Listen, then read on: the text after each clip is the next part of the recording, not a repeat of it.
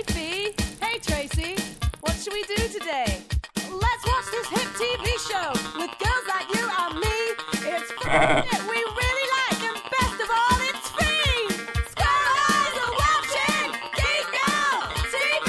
Square Eyes are watching Geek Girl TV. Amstrad, Spectrum, Caption, Binary, Apple, Mac, PC. Geek Girl TV. Television for the computer savvy. Hello and welcome back to Geek Girl TV. I'm your Geek Girl host, Steve Park, and my theme song was created by The Days, which you can check out at myspace.com/TheDaysGirls. This is episode number 39. 39. Have you ever heard of Code 39? It's an alphanumeric barcode. Each character on the barcode is made up of 5 bars and 4 spaces, for a total of 9 elements.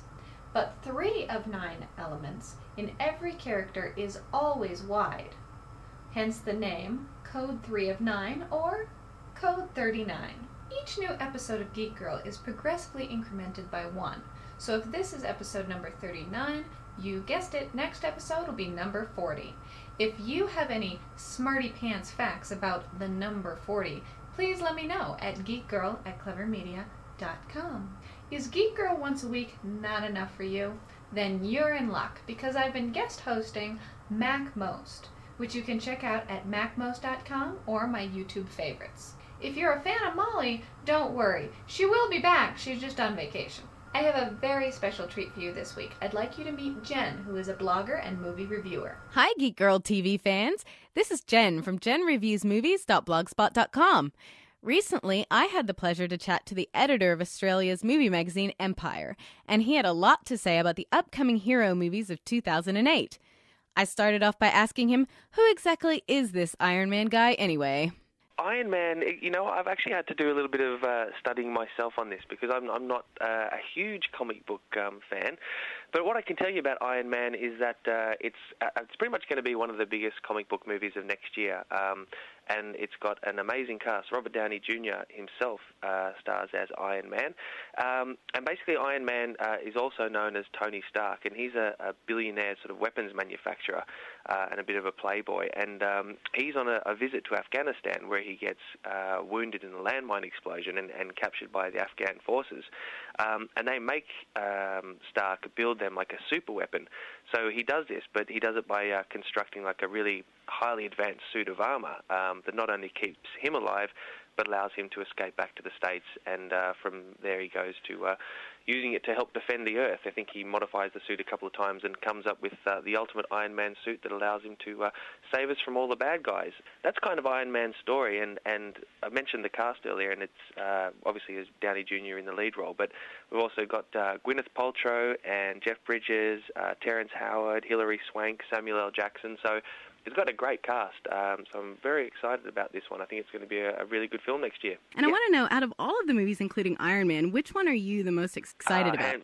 Hands down, Indiana Jones. I'm a huge fan. I remember seeing the first film, Raiders of the Lost Ark. I can't remember how old I was at the time, but I think I must have seen that film in the cinema back then at least sort of 7 or 8 times, and I've seen it many times since. It's just everything about that film, just from the first second, just captured my imagination. And before you go, I want to mention The Dark Knight, because this is the sequel to Batman Begins, directed by Christopher Nolan, starring Christian Bale, and it's got Heath Ledger, I should say, Aussie Heath Ledger, starring as the Joker. Now, I've seen a promotional shot for this, and I mean, he looks really, really insane.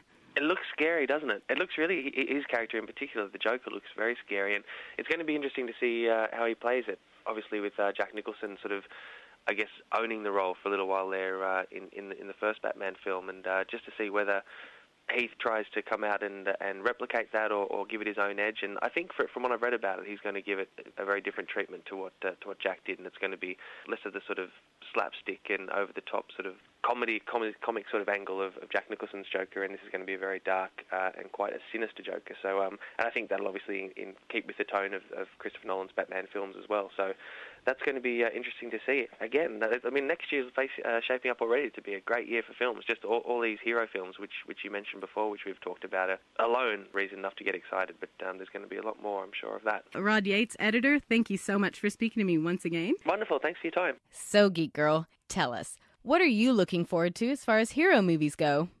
I'm looking forward to all those movies, actually. Harrison Ford is one of my favorite movie stars ever, and I'm really looking forward to him becoming Indiana Jones once again. I also can't say enough about the new, darker Batman, and I'm so glad that they decided to make another one. But the heroes that I am most awaiting, and have been waiting for the longest, are the heroes of the Lance. That's right, I believe the first installment of DragonLance comes out late this year. I'm pretty well versed in the DragonLance universe, but I avoid talking about it on Geek Girl because it seems that every time I've ever had a conversation about DragonLance with somebody, they've spoiled something major for me. So I'm at the point where they're at the castle and they're fighting the lizardmen. Oh, so you just read past the part where so-and-so dies, right? Oh, that was awful. No, he hasn't died yet. He can't die. Well, how can he die? He's not dead yet? I'm sorry. Just kidding. He doesn't really die. No, I was thinking of somebody else. No, he doesn't die. I hate it. I am much more sensitive to book spoilers than movie spoilers because it's a much bigger time investment. No kidding. I think I read about 10,000 pages of Dragonlance to finally find out what became of Raceland.